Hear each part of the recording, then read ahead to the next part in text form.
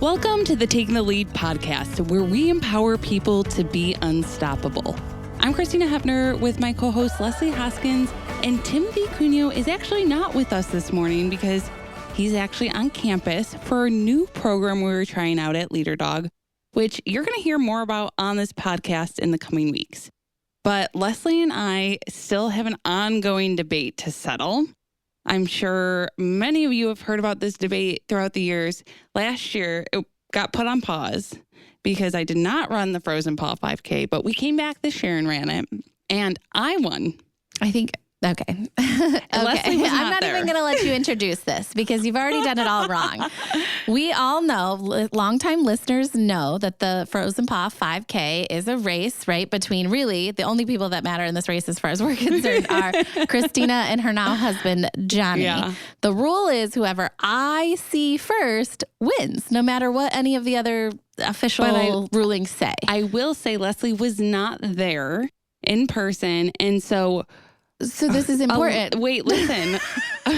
I was told Alyssa Otis, who you've heard on this podcast before, was there in person stepping in for her. So I ran up to her first. That, I don't know who you heard that from. That is absolutely made up. Nobody said that. So what happened, everybody, is I was not there, unfortunately, this year.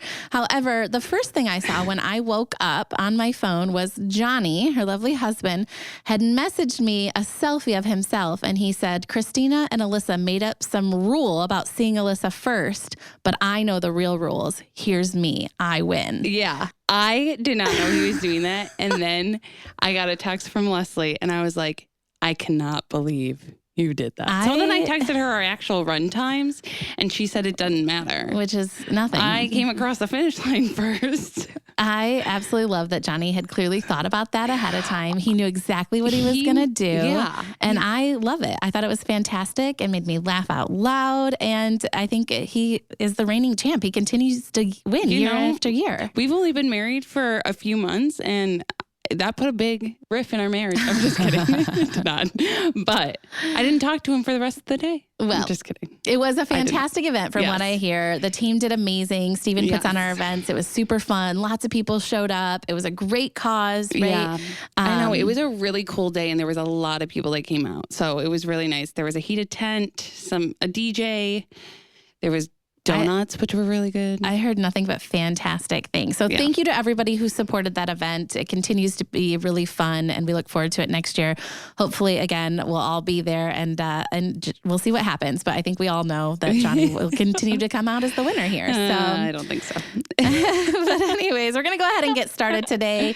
Our guest is someone who is very influential in the blindness and low vision community, really focusing on advocacy, accessibility, and communication. Tony Stevens is the Assistant Vice President of Communications at the American Foundation for the Blind.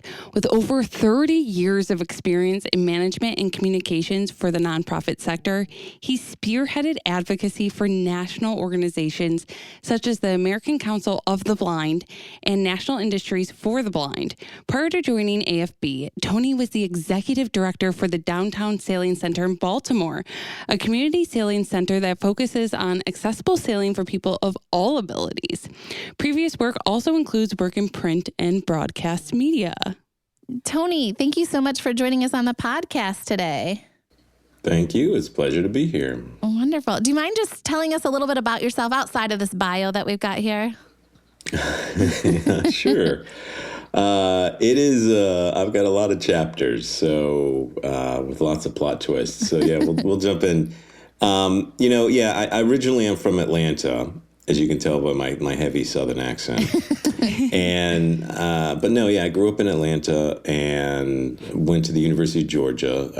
I was legally blind since birth, went totally blind when I was 15. And when I went off to college, it was one of these things where I could either, study jazz. I had a chance on scholarship to go study jazz or study journalism. And because I was a musician, because that's what, if you're a blind person, they say, here, take an instrument up, kind of thing when you're a kid. And so I had that big pivotal point of either music or journalism, and I chose journalism. I got a journalism scholarship and started in newspaper and then moved into radio. in the 1990s, but developed a passion during that time for sort of social justice, human rights issues from some personal experiences. That's a whole, probably not even a chapter, probably a book that takes place in Mexico back in the early 90s. But yeah, so I sort of moved into this sort of human rights passion side when I graduated graduate school in the 90s. And actually went off to become a Jesuit priest, which is a Catholic religious order. Oh, my goodness. Spent some time not far from Leader Dogs at University of Detroit Mercy. Go Titans. Wow. Okay. Yeah, worked in campus ministry there. It was based out of Loyola University for a little while in Chicago. And worked a lot with refugees from Latin America. Worked a lot on Latin American stuff. Lived in Mexico, actually, for a while. And but I took that chapter. That was kind of the first act of the book, I guess you could say. Yeah, that's kind of shifted quite a bit. over to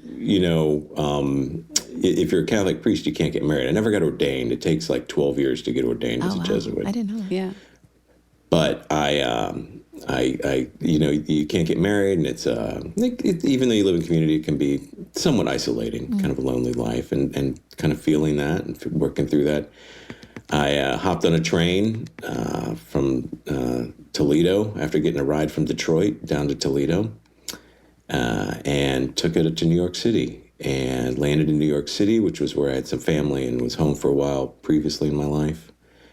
And, from there kind of got involved in the whole sort of communication side. I was like, well, I'm a writer. I did these great things. I produced some radio while the Jesuits. That was like public affairs radio, the kind of stuff you'd hear at like 5 a.m. on a Sunday morning in your town.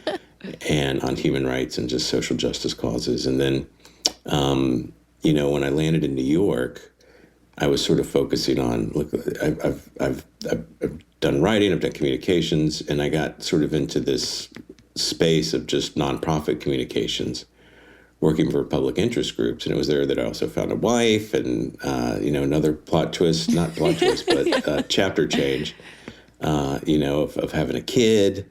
And she was from Baltimore, Washington, Columbia, this sort of between Washington, D.C. and Baltimore.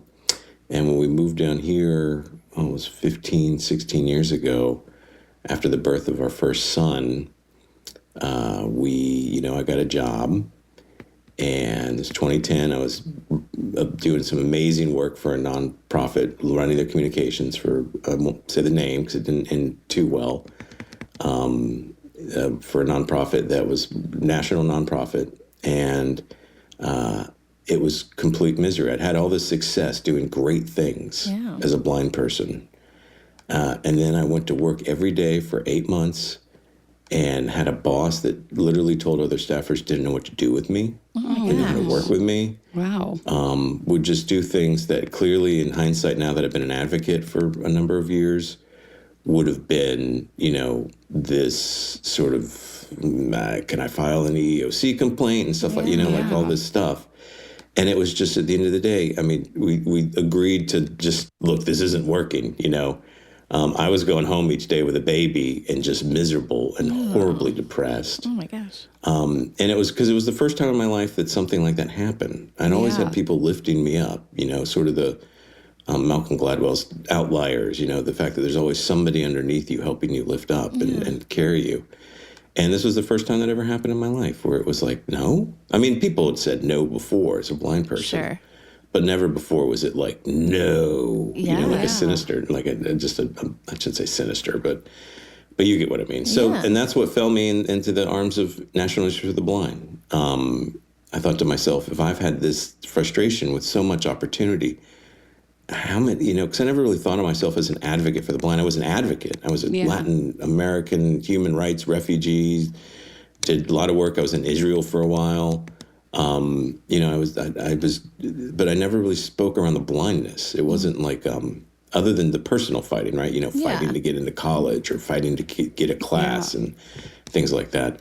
So when I, started working for NIB, it just blossomed, this idea. I was working as a lobbyist on Capitol Hill, working on employment issues for the blind. And that just was something I just fell in love with. The idea of, advocate means to speak on behalf of, and, the chance to be able to represent to be a communicator and then use those words to help people, to work on behalf of them through your ability to communicate. And that's basically what a lobbyist is. Yeah. I say lobbyists, it seems so dirty. I mean, we were advocates. We were the Glinda of the North. Well, I don't know how that is after Wicked now, but we were the good advocates, right? Yeah. So, the good lobbyists. So, but that's how I sort of fell into this space that I have been in for 15 years now. And It has been just really amazing. Working for the American Foundation for the Blind. I remember when I lived in New York and you would walk down 7th Avenue and they were at Penn Plaza and it was like this, it was going back to Wicked, like Oz for the blind. This sort of high up in the tower is Carl Augusto, the former CEO. And it was just this magical place, and Helen Keller for 40 something years. Right. And, so the fact that I've fallen into the AFB, it's just been like probably one of my favorite, it's definitely the most invigorating and fulfilling job I've had in my life. I mean, your resume. That's quite the fall, I'd say. Has got to be so long. The amount of things you've done, and it sounds like kind of a bad situation redirected you to what you're passionate about and what you love. And I love that space. And so kind of going through that and going through all that and now being an NFB, what are some things about accessibility and communications that maybe you didn't see at that job that you had that you now teach people about? I never thought I would have not just one, but multiple Barbie dolls in my house. I have 2 boys, no longer married, so we're a bachelor pad. But when we did the Blind Barbie last year. Oh my gosh. Yes. I'm obsessed with it. I have it in our office. And now I have multiple Blind Barbies, and we worked very close on that. And I worked on the communication side. I had a chance to train them up on like audio description so that the cartoon on the YouTube channel had audio description, and we worked on their communications and the marketing around it, and our research team worked on the packaging. And just that you're part of a team for something, and it's like quiet for a year, you can't tell people. And it's like, and when it launched, it was just like hold on to the wings. Like it was, we had like 2.8 billion impressions in 2 days, which that's with a B, and it just blew on, so. And seeing the way people reacted to it, it just was so special in a sense. So, it's this idea that, we do like the marketing and the communications and write press releases and social media posts, and we have our own podcasts. Right. But at the same time, we get a chance to work on some of these projects in a consulting role. And it really is transformative, right? And the idea that you can do something that, again, I wouldn't have thought I would be making an impact like that, just, tangentially. And it's humbling. Absolutely. We are obsessed with the Barbie at our work at Leader Dog. I don't know how many offices you can walk into and see the Barbie, but it's such a great discussion. And recently somebody brought into one of the client celebrations, like a guide dog figurine to go with the Barbie that somebody had 3D printed. There's a woman that, out in, was it Ohio or Indiana? Wyoming. Or Wyoming? There is one of the NAGDU's affiliates. Okay, I think it's Wyoming. As a fundraiser, they make them. And so we have a black lab for Eric, our CEO. Yes. Has a black lab named Trent. I love that. I've got a German Shepherd named Nougat. Okay. We've got a golden named Barney, who's from Leader Dog. Yep. So we've got multiple dogs, 2 other dogs as well. So we're excited. It's like, yay. That's very cool. So. I will say it was hard to find the Barbie when it came out. Like they were sold out everywhere. So it you guys did everyone. Amazing work with that, because social medias were blowing up with reels and all of that sort of stuff on that. Amazing work. It doesn't help. I mean, it definitely helps that, you come off the back heels of the world's largest motion picture, Barbie and Oppenheimer, the Barbieheimer, whatever it was, that summer of competition. But we were very lucky. And, That is very cool, because we think about AFB and you guys do so much research and advocacy and different things. And I don't think about kind of probably those really special, cool projects that really infiltrate into just everyday life, outside of the blindness community. So that is a really cool project that you got to be a part of. And we all thank you for that. It's so great to be able to put those Barbies in front of, I have a daughter who's 6 years old, and those things are really important to talk about and to see every day at the store. So I thank you for that on a personal level too.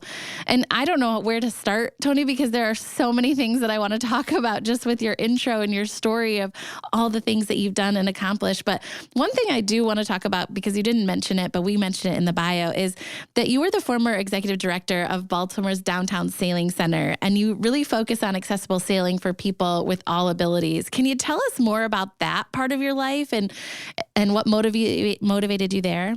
I cannot be away from water. That is, it's therapeutic. I don't know if it's like some primal thing because we came from the sea as amoeba or whatever we were, sort of fish flopping on the beach billions of years ago. But I am just drawn to water, always have been. Both my dad and my grandfather my grandfather was in the Navy in World War II. My dad was on an aircraft carrier in the Marine Corps in Vietnam War. And, so I grew up around, they were always big, my dad was a big boater. Not so much my grandfather. My grandfather couldn't even swim, but somehow he joined the Navy instead of being drafted in World War II. But yeah, so I just grew up around water and loved it. And then when I was in the Jesuits, we were up at Traverse City, Michigan. We had a place up there that was on the water, and I learned how to sail. And it was invigorating. It was like this real sense of independence that when you're on the water, it's totally quiet. And it just takes you away. And it's like you have control of this thing at your fingertips that you can, maneuver as long as you've got someone that can see or, is working on some technology that maybe could augment that while I was there, for blind sailors, because we would take people with disabilities, accessible sailing as well we worked on. But it was, it was just something I fell in love with. And I was at a point of needing to take a break. My wife, my former wife, and I, after the pandemic, decided to, split ways. Her life had taken a new turn in a big way. And I was excited for that. We're still best friends.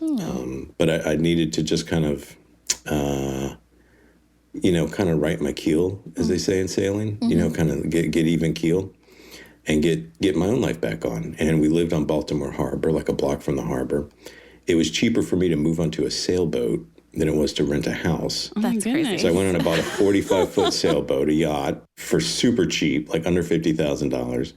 You can buy these things. And I knew how to sail. I'd been part of this sailing club before. And I moved onto the water and just lived on a sailboat for years. I just tried to get my life together. And conveniently, the marina was next to the docks for the community sailing center, where I learned how to officially sail, learn how to sail where it wasn't just like spinning around in the bay, but actually, all the terminology and everything it takes towards, you need to do so you don't sink a ship, or Baltimore is a working harbor, so you don't plow into a cargo carrier or something.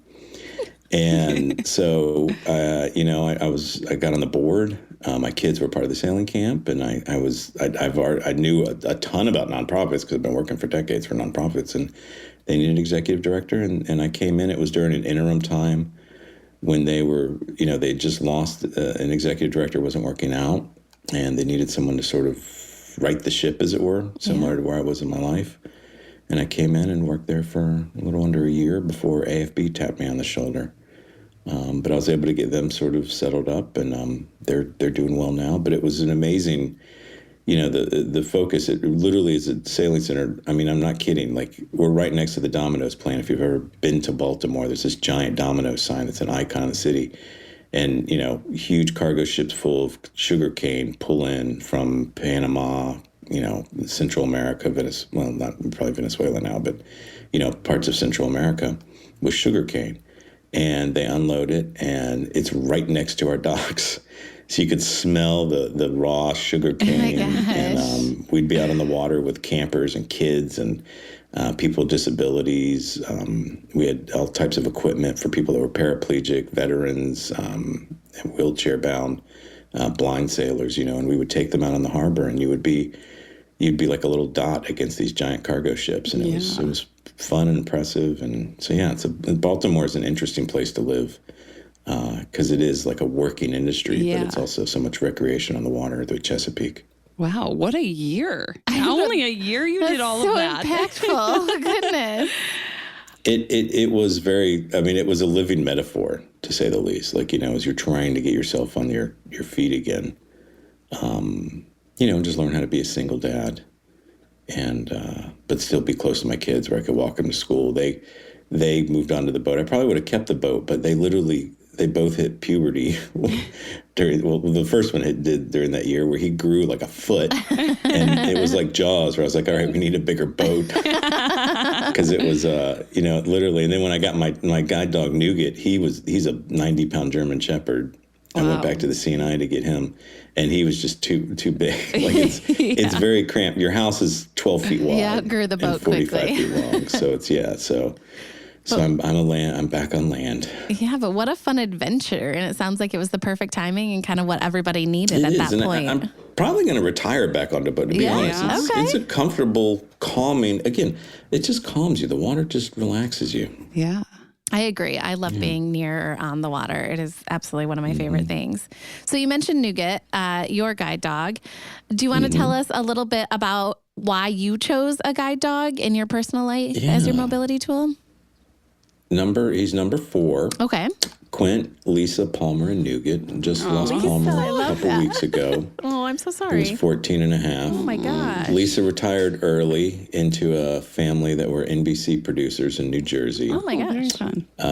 Quint was a star where he was just a rock star. But the first dogs are always the rock stars. Yeah. I think because that's what it is. I went blind when I was 15 where I needed a cane. I was legally blind before that. So I had other friends that were blind. Okay. And I knew of guide dogs. I went to a camp for the blind, run by the Lions Clubs that are big supporters of leader dogs as well. Yep.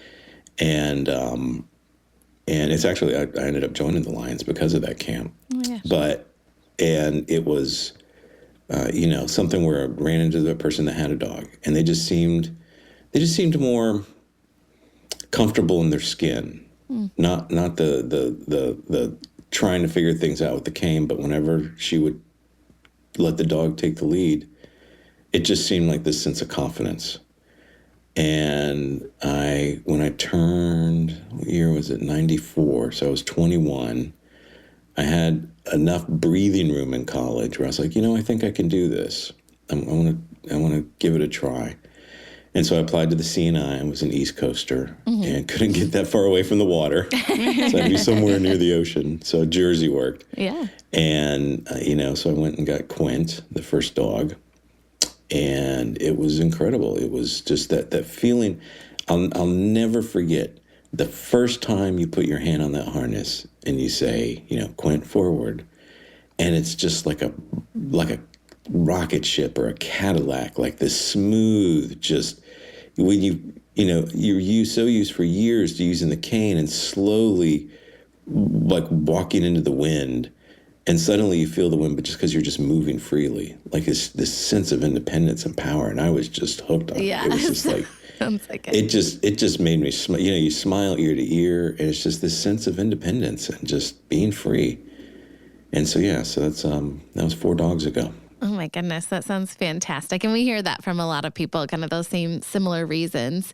And I have to say that I had the honor of joining the AFB Executive Leadership Conference in Arlington last year and got to see Nougat in person and on stage in pajamas. And probably one of my favorite things that I saw that whole conference. Do you mind telling us a little bit about that cool event? Because you had oh my gosh, I can't think of the word. The time capsule. The time capsule, thank you. And the fire, and it was just such a cool event. Do you mind telling us a little bit about that? So so I'm in charge of the program for the conference, and I don't take life too seriously. I've had too many crazy things in my life happen where it's like too many plot twists, and I'm like, all right, everybody calm down. Just relax, just smile. So we thought we'd do this fun thing.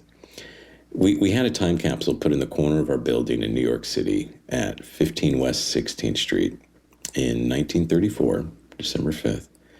And it was, placed in there literally by Helen Keller, who was working for AFB for about a decade at that point. And it's this amazing opportunity. And they put a time capsule on it. And inside, they put these 2 records, these silver disc records. You can go to afb.org/time capsule to listen to one of the records, and we're working to try to get the other one released. But it was it was our staff from 1934, the inventors of the talking book, the people that started AFB studios and AFB labs, that created the talking book, engineer and the first talking book narrator. They did this one record that was just this cool, like sitting around. It was like the first podcast. And they were sitting around talking about 1934 and wondering what it was like 90, 100 years into the future. And so I was like, this is such a special thing for our staff. It was the first time our staff had ever all gotten together was this leadership conference. So they were kind of, we wanted our staff to hear from their predecessors in the early days, but also just for all the people from the blindness field and community to come out and hear.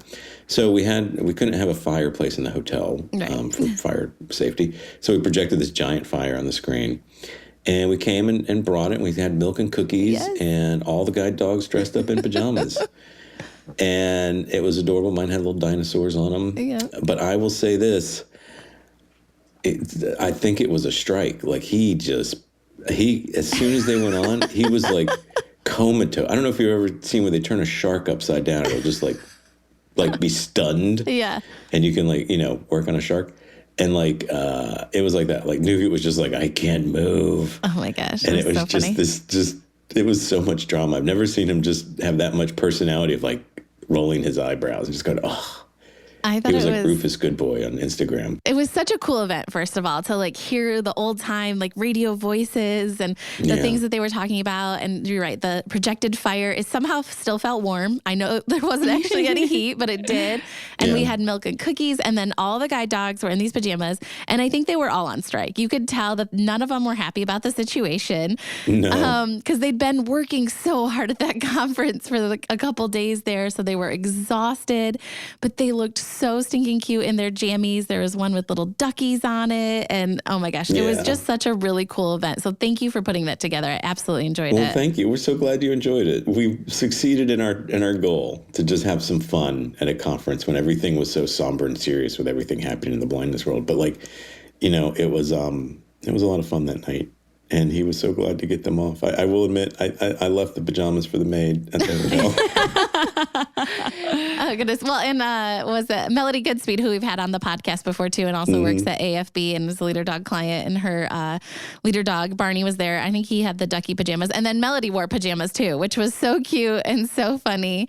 It was just a really great evening. It was a great way to kind of wrap up the conference. Yeah. So AFB is doing incredible work. Thank you so much, Tony, for joining us here today and sharing all of the incredible things. I think we could dive into all of those chapters and probably spend hours talking about all these wonderful things, but we appreciate you spending some time with us today and sharing. Yes. My pleasure. Thank you all. And thank you so much to our listeners for listening to the Taking the Lead podcast. I'm Leslie Hoskins with host Christina Hepner and missing Timothy Cuneo today. We hope you enjoyed learning about Tony and his impactful career. Please join us next time as we continue to dive into the world of blindness. And if you'd like to learn more about applying to our free services at LeaderDog, you can head to leaderdog.org or call us at 888-777-5332. Don't forget, you can reach us at takingthelead@leaderdog.org with any questions or ideas. If you like today's podcast, make sure to hit subscribe and check us out wherever podcasts stream.